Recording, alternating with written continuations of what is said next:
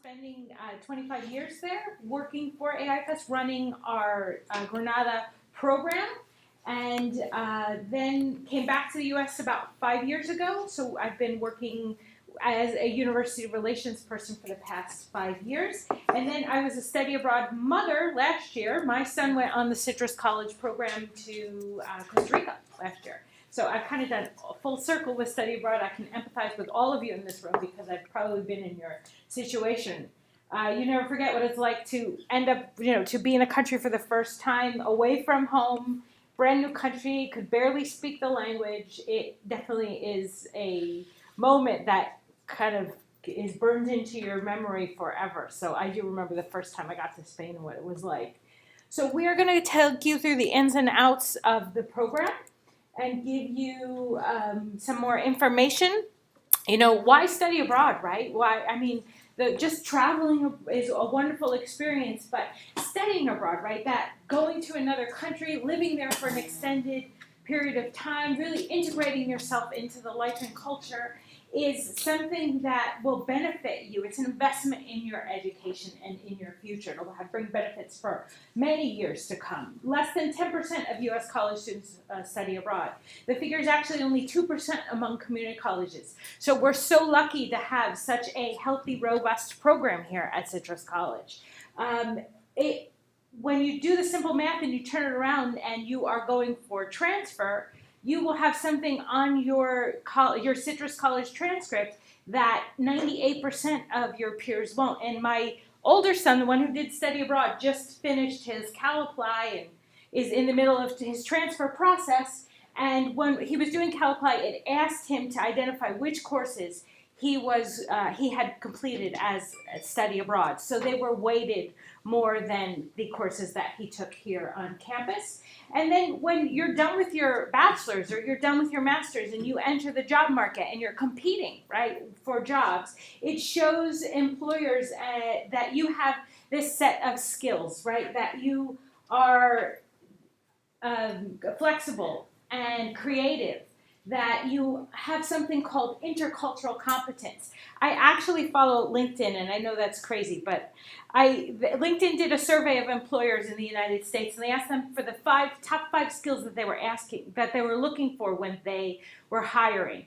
And this intercultural competence was in the top 5, right? It means that you have really lived in and worked with people from other cultures, that you can empathize and understand what it's like to be an immigrant or to, what other cultures are like. So they're looking for that, right? I can't think of any major or career nowadays that is not somehow touched by being multicultural, right? Healthcare, education, law enforcement, business. I mean, it's all somehow needs that intercultural competence. So that is something that you'll have on your resume, this study abroad experience that proves that you have intercultural competence. The statistics, no, I'm done. Statistics about study abroad, UC Merced put together a bunch of studies and just listed these statistics. And some of the most interesting ones we have here. 100% of students who go abroad come back and improve their GPA, right? Being away from your comfort zone, being out of, your normal everyday life really does help you mature. It helps you take your studies more seriously and gives you a better perspective on what you want to do. So when students come back, they are much more focused and much more goal-oriented. The 97%, that second statistic is very interesting. You're twice as likely to get a job, right? Exactly what I was just saying. You have these set of skills that employers are looking for. So 97% of study abroad students find a job within 12 months of graduation versus only 47% of regular college students, right? Ones that didn't study abroad. So we find those interesting. And then as far as who we are, AIFS has been doing study abroad for over 50 years, 30 years here with Citrus. And we've sent 1.6 million now, actually, students abroad. And we have local program coordinators. So we have a team in Kyoto that are from Kyoto and live there. We have our program coordinator who will come from England to be there for the most of your program. They will have set up your program and worked with John and your faculty to provide a program that really does help with the curriculum and your integration into Japan society. They're also trained in what we call incident response and crisis management procedures. So AIFS has programs all over the world. We have a standard of how we deal with any kind of incident that might happen during the program. It could be, I have a fever, I don't feel well, my stomach's acting up, I think I need to see a doctor. There are doctors that we have vetted and that work with our students that speak English. It could be my debit card's not working, what do I do? We have protocol what to do, how to fix that. And then it could be an international incident. We've all seen it. Could be a natural disaster. It could be a man-made disaster. There are incidents, procedures that we follow. Why Kyoto? I think you could do better. Why Kyoto? I think Eric touched on it a lot. And Senya, you could help me out too. Senya's been there as well. I've been to Kyoto a number of times. I used to live in Tokyo, and it's the cultural center, the cultural soul of Japan. So a lot of Japan was, it did not fare well in World War II, and a lot of it is recreated and rebuilt. In Kyoto, this is the old, it's the old capital, and everything is, a lot of things are still there that were there, 1,000 years ago. So, it's even though it is ancient and a lot of these things live on today, it's still modern as well. So when you go to Kyoto Station, it's very modern, weird station for the city. But so you can really witness that mix, which is, quintessentially Japanese, this mix of ancient and modern culture. The other good thing about Kyoto is what's around Kyoto. There's there's mountains, there's beautiful places to go, natural places, and then there's Osaka. Osaka is the second largest city in Japan. They have a huge, it's like Tokyo basically. They have neon lights and it's packed. Lots of shopping and entertainment. Big food culture too, I understand. Oh yeah, Osaka food is wonderful. And it's a little different than the food in Tokyo. So and then in Kyoto, it's like people in Japan say Kyoto people are snobby, because they think they have cultural superiority, and that's reflected in the food. So if you spend some money, and it's so much cheaper than here to get a really fancy meal, so you can get this crazy 10, 15 course meal in Kyoto, and it's so unique and it's you won't have that anywhere else in the world other than here. What would you say about Kyoto? So I love to travel. When I was recruiting for this meeting, somebody asked me what was my favorite city, and I said I don't know that I found it yet, so I have to keep going. But after I traveled to Japan for the first time, I joked that I was home maybe 24 hours before I was at John's office saying, why don't we have a program to Japan? And we need one, and they should go to Kyoto. Kyoto, from my perspective, has everything that you could want in a study abroad location. You have the incredible urban neon-lit center. You also have these incredibly wonderful historic neighborhoods with canals that you can walk. You can go out and you can be in the mountains on the Philosopher's Path and feel like you've completely left the city. It really has everything, and to me it was more manageable than Tokyo. Tokyo is very big, it's sprawling. Each of the neighborhoods of Tokyo is the size of a Kyoto. And so it was something that you could navigate and get to know in a short period of time. And then, as John was saying, it has 17 World Heritage Sites. It is rich in cultural treasures. It was just, to me, an incredible place to visit, and I couldn't wait to get back, and I'm so excited to go with such students this time. Okay, thank you very much. I'm going to go to the next. Anything to add? No. No? Okay. So this is our sort of bare bones schedule. You depart the United States on the 28th, arrive on the 29th, take an overnight flight.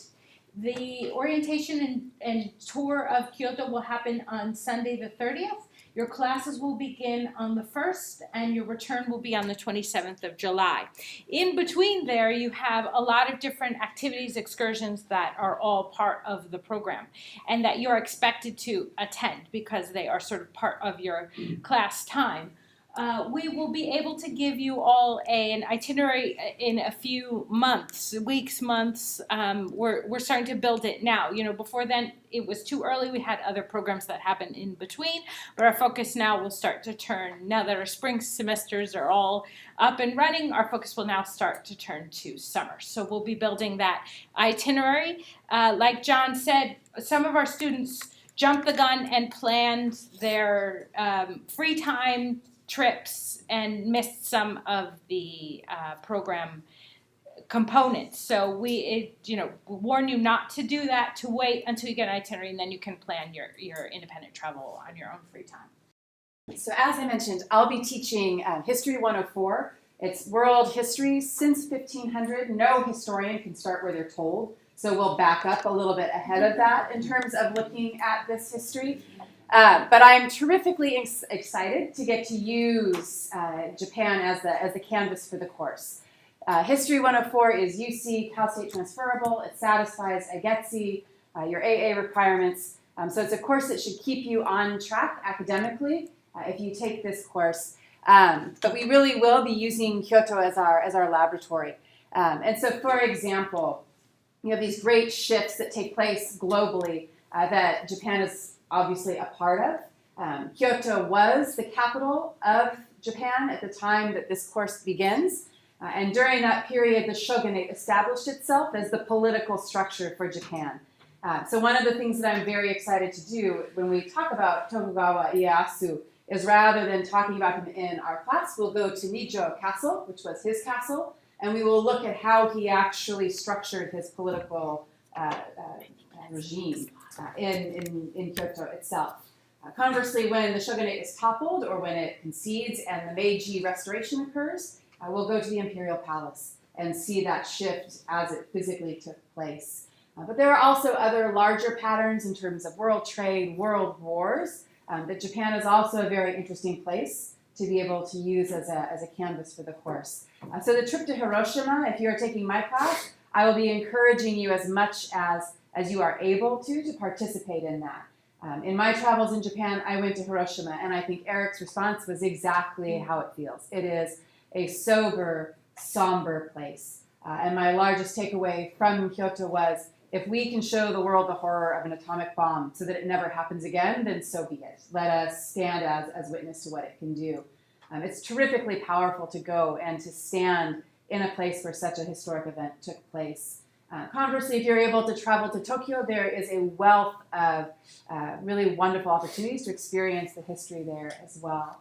But more than anything, it's trying to get to an understanding of the larger developments that took place, but using Kyoto as that perspective. History is a study of perspectives. Every region is going to have a different version. I tease the students in my face-to-face class that when I went to Tokyo and I saw the World War II Museum, I left thinking that their sole goal was to make everyone angry, that nobody could walk through the World War II Museum and not come away enraged about something, because it's all this issue of perspectives. Everyone has a different story for how things unfold. And so to be able to use Japan to do that is something that I'm very excited to do. As I mentioned, we will build into the course conversation times and outings with students from the Friendship Club at Kyoto University and a few other organizations. So hopefully it gives you a chance to ask questions and to share your experience with locals in Kyoto. Okay, thank you very much. So my class is motion picture appreciation, and I have been busily watching Japanese films like crazy over the break that we just had. But it's been problematic because a lot of the Japanese films that I've read about, because I want to make them, I feel like we'll all get pretty tired of the black and white. We're going to watch our share of some black and white, Kurosawa, but I think that we might get I would like to show some more contemporary movies. That's what I do in the class here. And so I've been on like a little journey to ferret those out, but I can't watch them here because they're not available. So I've gotten myself a little VPN so that I can like tunnel my way to Japan and pretend like I'm a Japanese person, like I'm there, so that I can access the Japanese Netflix and a few of those things. It's been kind of a struggle. So, but we will be watching Japanese films. You can advance the slide. We're gonna. Oh, no. Sorry. Oh, okay. I couldn't get it from your. Okay. I'm sorry. I had like some stuff. Some very cool stuff. Yeah, with some videos, but they wouldn't work, so whatever. It's fine. Sorry. It's all good. You're missing. I'll save my bells and whistles for Japan. So we're gonna watch Japanese films, and we're gonna watch Japanese influenced films, and we're gonna talk about them. My class here is huge. I have 2 sections of 120, and an online section of 80. So I'm going to try and take advantage of our smaller group so that we can actually have more conversation and group work and tackle the course material that way. I think it'll be very interesting because we'll be visiting some of the locations where some of these films were filmed on occasion. So I'm really looking forward to it. I'm hoping that we can have like a great class. Hopefully we won't get tired of reading our films because they're subtitled. So I'm going to show some more contemporary influence films as well. Okay. Thank you very much. And let me just ask you both. So usually with these programs, because they're 4 weeks and we don't want to have you in class the whole time, we usually have like a week or 2 before we have some assignments, right? That was thank you for reminding me. When I've done the Florence program, ahead of departing for Florence, we have meetings on campus. They are not required technically because they're falling outside of our semester, although you are strongly encouraged to participate because that way we can reduce the number of hours we actually have to spend in a classroom in Japan. Anything that I do ahead of departure, I will make available through the Canvas system. So if you're not able to come because of work or whatever the case may be, I do understand and I will accommodate that. But I would also say it's a really good opportunity just to get to know each other before we leave. We're sitting in the classroom, we're talking about things, you're getting to spend some time together. It allows us to sort of do the large mapping, in this case of world history, so that when we're in Japan we can take the more topical and focused discussions as we go out and visit and explore Kyoto. But typically that's how I've managed the 4-week program. Because if you look, it is 54 lecture hours, and if you pack that into 30 days, and we do typically try to leave time for you to travel. In the past, I've taught a 4-day week, so we meet Monday through Thursday, which leaves you Thursday afternoon through Sunday to go travel where you would like to go. It leaves you with your weekends. And that's worked well in the past. So that is the model that Theresa and I have talked about using for this program as well.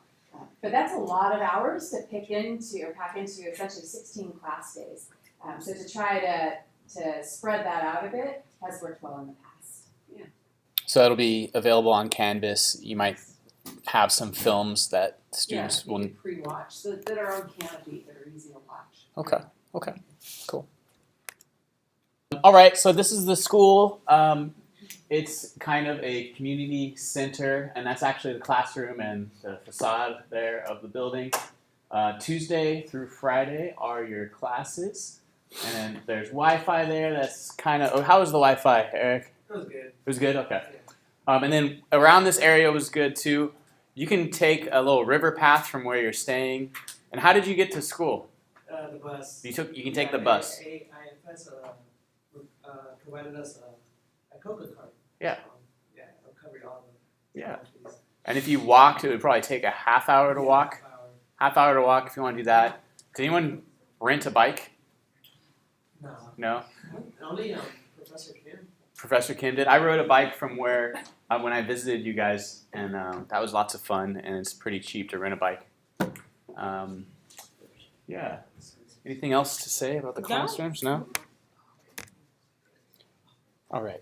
So you're gonna visit Kinkakuji, which is, I guess, the most famous temple in Japan, the Golden Pavilion.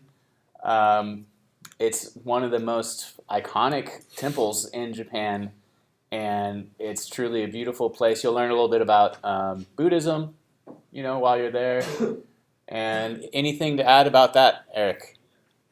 No? You need to go watch it for yourself. Yeah. Pictures look really good. Right, exactly.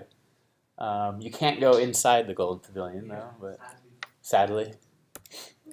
And you'll have a traditional cooking class, which I did not see you guys do that. I think we're changing it a little bit this time because last time there's too many people at the same time, so I think we're splitting it up. What did you guys make? We made a sushi. We made a tempura. Tempura. What else? What else did we make? Okonomiyaki, ramen. Dessert. Dessert, yeah. We're rolling up the sushi. Okay, rolling up the sushi. Okay, cool. And you'll have a full day excursion to Nara. Nara, I forget how far away it is. It's like an hour or two, maybe. And this is a place. I think it has some of the oldest wooden structures in the world are in Nara. There's a giant Buddha, and then there's a lot of deer. And you can feed them, and they just kind of cruise around. They'll eat your stuff if you're not careful. They'll eat your bag. They'll eat your map. But how was Nara? It was amazing. I mean, it was like there's just a lot of deer. It was cool. Yeah. And then there's right there. There's I think the statue of the big Buddha. Yeah. It's like over 10 feet tall. It's inside, right? Yes, it's inside the temple right there. Right. So, this is another. Yeah, that's the temple with the Buddha there. So this is a really significant place in Japan as well. Built like 6 times, right? Like burned down. And like... Everything in Japan has burned down and been rebuilt. And then you read about the monks, and there's all these fire festivals, and you're like, okay, I get it. Yeah. Speaking of do we have a festival slide? No, I don't think I had a good photo of it. Okay. To use. So there's a ton of festivals in the summer. It's like every weekend there's something going on, right? What you guys had the Gion? We had the Gion festival, then the firework festival in Osaka, which was You like that one? amazing. Yes. So they're really good at fireworks in Japan, which is why everything burns down, I guess. But they'll have like things that blow up and look like anime characters, like Doraemon and stuff.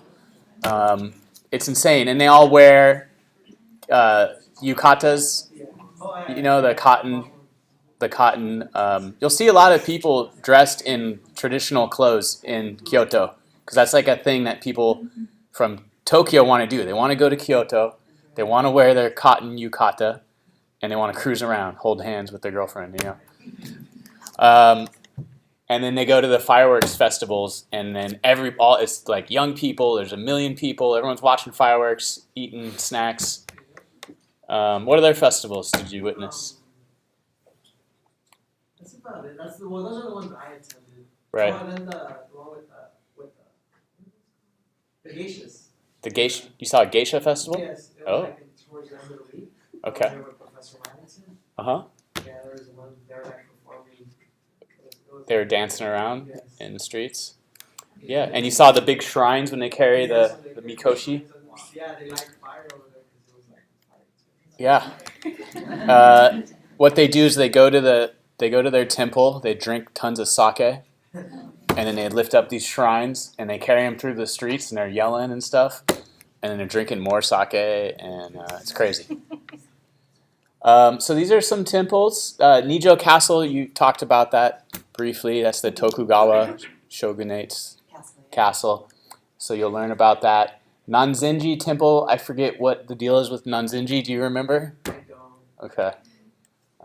There's a ton of temples in Kyoto. You can walk around. There's temples in the hills. They're all over the place. Lots of Buddhism. You'll be introduced to Zazen meditation. And Zazen is I guess it's the most popular form in Japan. It's the kind where you close your eyes and then a monk will have a stick, and to make sure that you are concentrating very hard, he'll hit you. So you can't flinch. You just have to maintain your composure. But don't worry, they won't do that to you. Shojin Ryori lunch. I forget what Shojin Ryori is. Ryori means food. Shojin Ryori. I can't remember what that is.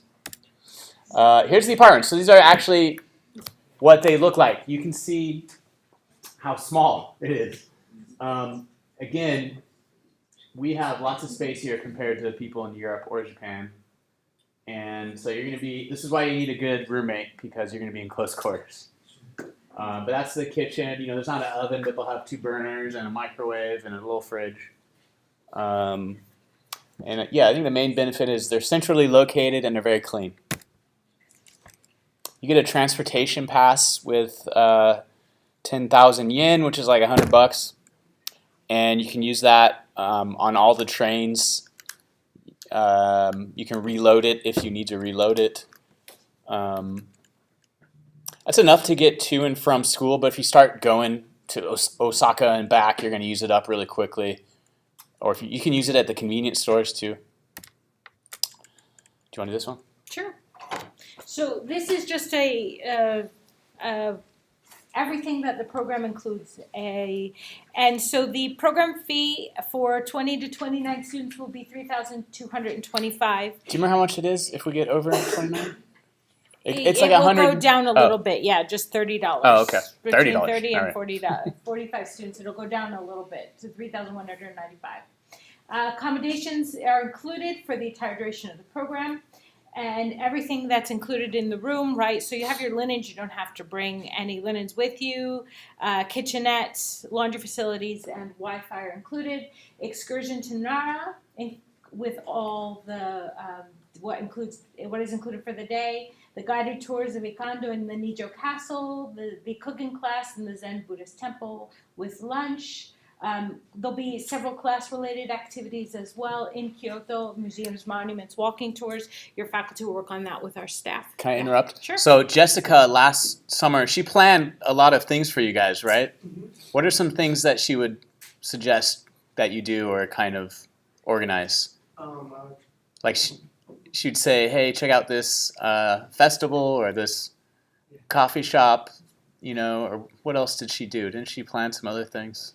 Cause do you guys have a Facebook page? Have they made one? They will.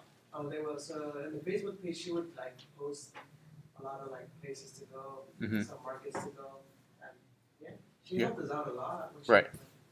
Yeah. The transportation pass is included, loaded up to 10,000 yen. There will be an orientation program that will begin prior to departure with a meeting to get you all prepared. To prepare you for the weather, even though they said we didn't, we will try and prepare you as much as possible. And then once you get to Kyoto, our local staff will also have an orientation program for the students, activities, local information pack, guided tour of Kyoto, and then welcome meal and departure farewell dinner as well. You have on-site staff, including a 24/7 emergency contact. Medical insurance is included, so that would cover any medical care that you need, up to $100,000 worth of medical care per incident. So it is quite extensive. Application fee is included, and pre-departure services and orientation, as I mentioned. This is what's not included. So airfare would not be included. We will be offering an optional round-trip flight to the Kansai airport outside of Kyoto. We'll talk about that in the next slide. Your tuition fees would not be included, but if you do get what used to be called the BOG fee waiver, now is the promise grant, that is applicable toward those fees. Textbooks, but your faculty have been stellar in making it online and free. Personal expenses, and I know that Eric did a good overview of that, and meals would not be included except for the welcome and the farewell meal and anything included in an excursion or an activity. So our round trip group fee is $1,435 total. That is direct from LAX to Kansai International, and then it's pickup in Kansai and transportation to the housing in Kyoto. So it's like an hour, I think, it takes to do that. It's an hour trip, and then on the way back, you get that as well. This is optional, though. Students can, if they have points or they find something less expensive online, you can do your own. This morning I was looking, so I kind of would know at flights to see what, and I found them around the same. Okay. for a direct flight, like a day, one day. I did find a 3-day journey that was $900, but you wouldn't get there until 3 days later. Have you There were looked like at 19 flights hour- at all? I'm going on points, but I will tell you a secret travel hack Okay. that I found.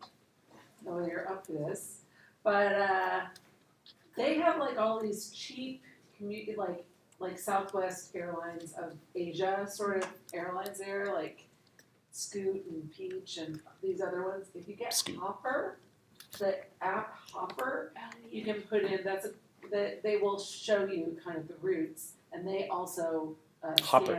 scan the Peach and the Scoot and everything. So they have these cheap airlines that fly to Honolulu. Oh. And so if you can get your body to Honolulu, sometimes it's as low as $75 each way to go from Honolulu to Osaka. Are you serious? Yes. Oh. So, yeah, so research it, see what you can find, but It's like making sure Yeah, they're there when you but want it them could there. That's pay the for an issue. overnighter and all, Yeah. you know what I mean? Like it could be just kind of fun to go to Honolulu too. So how do you get to Honolulu though? That's the thing, you gotta Okay. get yourself to Honolulu, and That's their expensive. prices they drop pretty low too to Honolulu. Okay. If you buy at the right time. Note, if you are booking your own flight, you need to arrive on the program start date. If you arrive before that, then you're gonna have to provide your own accommodation. So the accommodation begins on the program start date. Yes. For the group flight package that we can purchase, do we have to get our own transportation to LAX? Yes. So you need to be at LAX, and we'll try to talk more about LAX at the orientation, but you need to find your own way there. I think last time students were, on the Facebook, and some of them commuted together. They got a bus or whatever it is to get there. Yeah. You can take the train up to Union Station and then get a flyaway bus. It's a really cheap way that's how I get to LAX. But, was there another question? Yes. What is the city that we have to arrive in? You arrive at Kansai Airport, which is Osaka. But I guess you could arrive anywhere and commute into Kyoto. So if you wanted to book your own flight and you want to arrive in Tokyo and depart from Tokyo, you could do that. You just arrive a little bit earlier or stay a little bit later. But then you got to go, get the train. Japan is really easy to get around. It's insane how many trains they have. So you can just get all over that country very easily, but it's not the cheapest to get around. Any other questions about the flight? Anything else we need to say? No? Okay. Okay, so you have optional excursion to Hiroshima, $495, 2 days, 1 night, travel pass, round trip transportation, accommodation in local tourist class hotel plus breakfast daily, entrance to Hiroshima Peace Memorial Museum, full day excursion to Miyajima, that's that shrine there, transportation ferry, entrance to, that's Itsukushima Shrine. That's not Miyajima, sorry. Miyajima is an island. And you did this last time. Yes. Yes. Went on the ferry. It was good. It was good? Yeah, it was good. There's Okay. a lot of deer there too. There's a lot of deer there.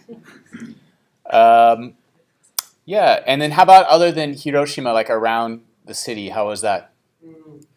Well, we only went to the peace part. And Okay. after that, we were just like kind of like sombering down. Oh, So then, we went to that place, which was Okay. kind of lifted as well. even though it's difficult to see something like this, are you glad that you saw this? Okay. Yes. On the paper and online, it says it's a 2 nights, 3 days for the Hiroshima. Oh, I don't know. you don't know? I think that's Might have been correct. I think it's changed. 2 night. Oh yeah. It should be. That's what I have here. You pulled it from a proposal? Yeah. This is from their. Okay, we'll check that.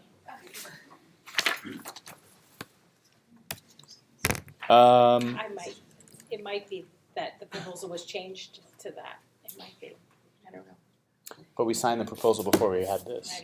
I don't know. Okay, so you need to be 18 years old by the time you depart with 12 units of degree applicable college credit with a 2.5, but if it's your first semester or if you had an incident that lowered your GPA and you're doing well this semester, we can give you a progress report.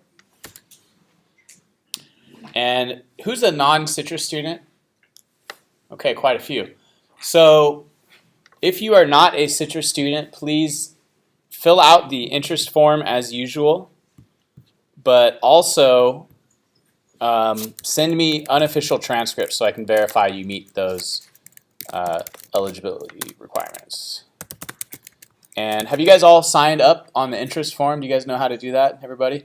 So you just need to go to the Study Abroad page, just click on this, and you have the interest form here. And that will put you on my radar, so be sure to do that.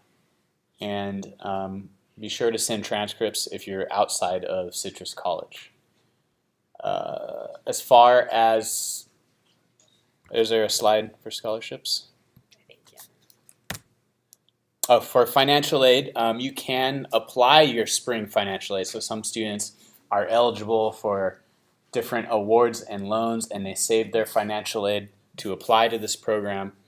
I mentioned the summer Pell Grant. So if you are Pell eligible, Eric said he got it with one class, but my understanding is you need to be in a minimum of 6 units to qualify for the summer Pell, which would be half the amount of the 12-unit full-time student Pell. If you are not a citrus student, you'll have to add citrus to your FAFSA, and you'll have to talk to our financial aid office. So be sure to do that. If you're a citrus student, be sure you've added citrus to FAFSA as well. You have the Promise Grant, which covers tuition if you're eligible for that. And again, you'll have to apply for financial aid and add your information to FAFSA. Okay, so scholarships, the one that's coming up very soon, I think on Tuesday, right, is the Pell, for Pell eligible students, is the Gilman Scholarship. I think I've sent you all emails before about that. There's a great resource online that Cassie wrote. So I put it on the homepage. So you can watch our scholarship and fundraising video as well for more information. But if you're applying for the Gilman, be sure to read this Writing a Winning Scholarship essay. So Cassie did a great job with this.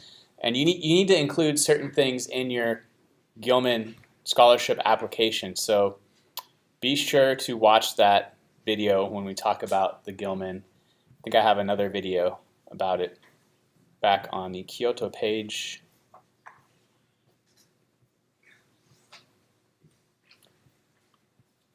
So yeah, you can watch, this is from last year maybe, our Gilman workshop video. So have somebody review it Monday. It's due Tuesday. You can upload unofficial transcripts now, which is great. So you just need a really good essay. It's not that long. It's like a page and a half, I believe. And then you write about a follow-on project, how you're going to promote Study Abroad in Gilman. So it's not that hard. You can totally do it this week and have somebody review it Monday or Tuesday, and then turn it in Tuesday before 10 p.m. because it's midnight Central Time. So just look on those links if you want more information. Was there a question over here? Yes. Yeah. Does the $3,000 price include tuition, or is that separate? Tuition is separate, but if you have the it's $47 a unit. But if you have the Promise Grant, then it's waived. So if you don't pay tuition now, you won't pay tuition for this. Yes. But how does the Pell Grant thing work? The Pell Grant thing, well, you'd add your information to FAFSA. You check Wingspan, and they tell you if you're eligible or not for the Pell Grant. Any other questions about that? Okay. So I think we're almost done here.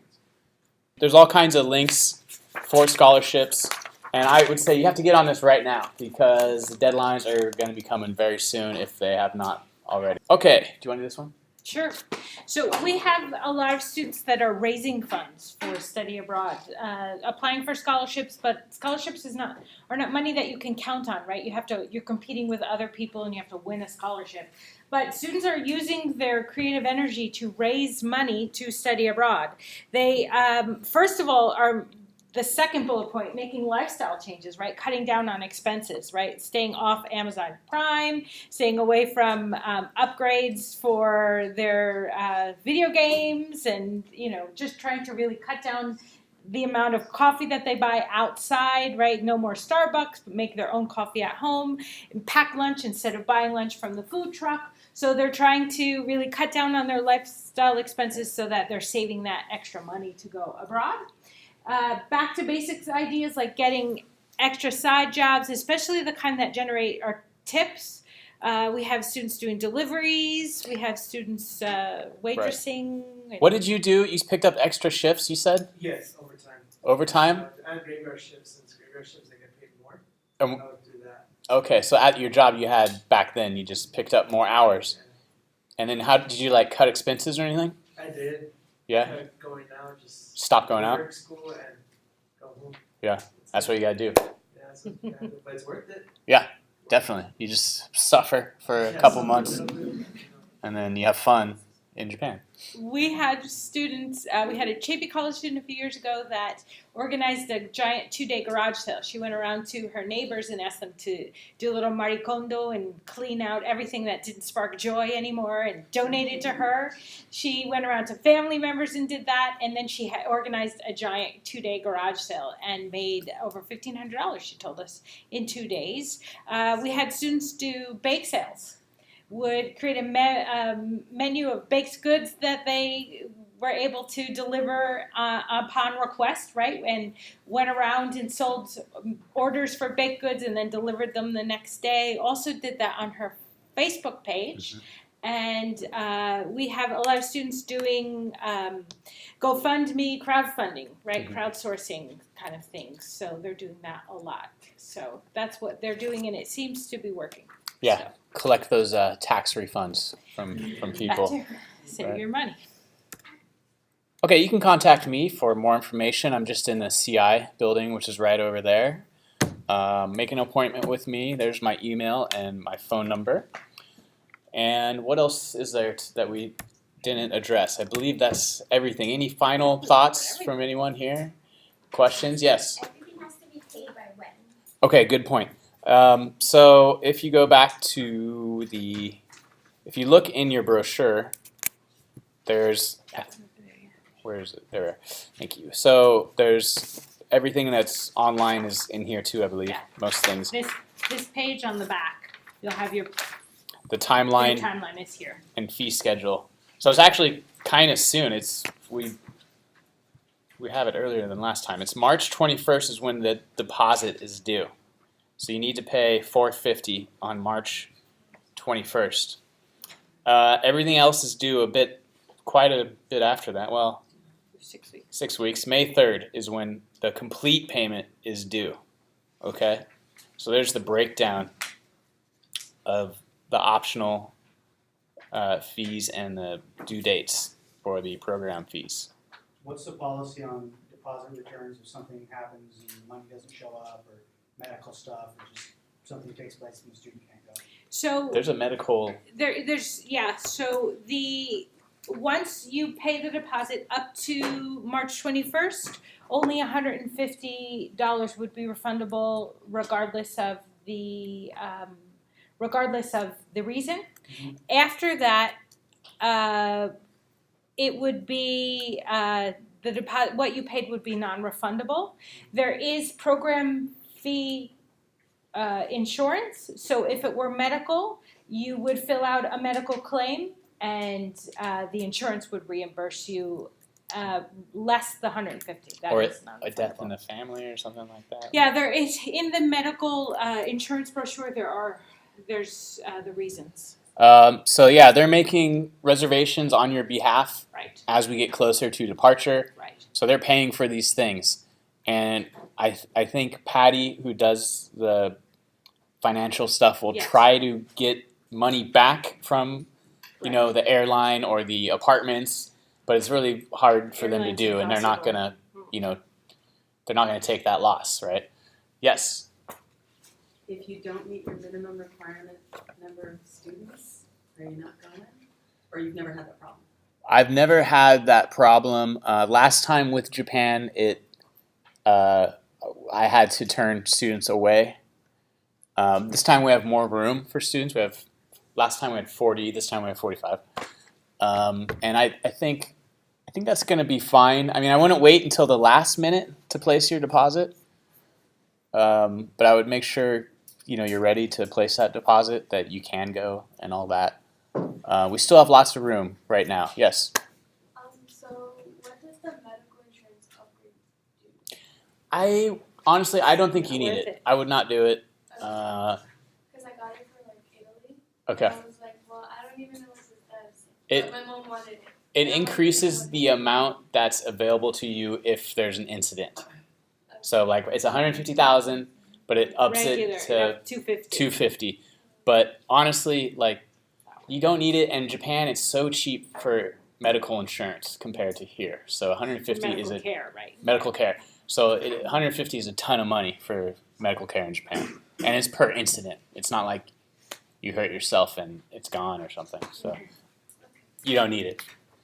Yes. When will we be booking the group flight?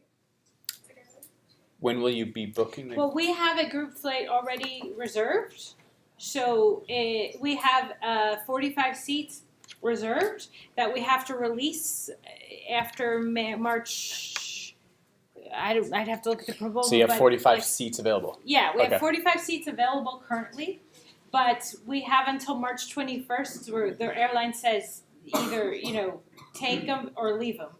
So for the students not signed up after March 21st, they probably would miss their opportunity to take the group flight. So I would start researching immediately about the flights and just make sure that you can get to the program on the day that you have to be there with the flights. And because they're overnight flights, remember, you depart on one day, you get there the next day. So I think arriving if you've never been to Japan, I think it can be confusing, but it's not at all scary because there's like no one. You go to some countries and people are like at the airport and they're bugging you and they're telling you to get in their cab or something like that. Japan's not like that at all. It's just you'll be confused, but there's no danger at the airport in Japan. So People that speak English, probably. yeah, so you can figure it out if you want to book your own flight. It'll just be weird and confusing, but completely safe. Any other questions? Yes. Would it be better to pay for the deadline now or just on March 21st? I would not put it off until March 21st because I don't know what's going to happen. I don't know if it's going to fill up. So I would place it like in a week or two. Yeah, maybe in 2 weeks I would place that. Yes. For checks and money, when would you deposit? Just To- when we drop it off with checks. So we're not using checks. No. So when you are accepted, you start what I would do immediately is get accepted into the program. Once you're accepted in the program, John's office will email you an enrollment link to an online portal. You'll fill out all your information and make your program optional selections. So you'll choose whether or not you want the optional group flight. You'll choose whether or not you want Hiroshima. And then you will, at the end of that process, will have an opportunity to make your deposit. On the 21st, anyone that hasn't made the first 45 people that have made a deposit are in the program. If you don't make your deposit by the 21st, we can't guarantee your spot. So the deposit is that if you get it, correct? First you get in, then you fill out the online enrollment and pay your deposit, and that guarantees your spot. And class schedules, will that be exactly released? That's much later, right? That's Our schedule. Well, yeah, it's us, but then we need the schedule from AIFS too. So it'll be released, I don't know, April or May, probably. In the back, yes. So I'm not a student here. Right. So you have to become a citrus student for the summer. Okay. Okay. You can transfer your units back to your home campus. Yes. So this is my first semester in college. What are the chances of me being able to have a spot in this trip? It's fine. I just need that progress report as soon as possible. I don't see this filling up right away, so there's lots of room right now. So yeah, I think your chances are fine. Can you just send? Did you get a progress report from me? Yes. Okay. So how early faculty can students fill out a progress report? My classes haven't had a whole lot going on yet, Right. but they've had some stuff, especially my online ones have had Okay. a lot of stuff. So, just go around to the teachers and see if they can fill it out. They'll do their best with where you are right now. Mhm. I don't think anybody- Yes. So you need the progress report by, before making the deposit? Yeah. Maybe if you can get that back to me in like 2 weeks, I guess. Yeah. Yes. Based off that, I'm a transfer, and my first semester was last Mhm. in the fall, and I went to Cal Poly. But Mhm. do you have to send you the unofficial transcript from that? Yeah, just send me unofficial, that's fine. Yes. If we already made our deposit, but Uh-huh. on the website it says pending, does Right. that mean that it was already submitted and everything? Yes, I just haven't approved them because if I don't approve them, then AIFS will not take that 150. so I put that off, but I'll start approving those.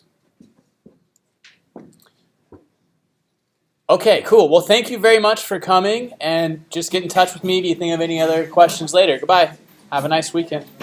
Yeah,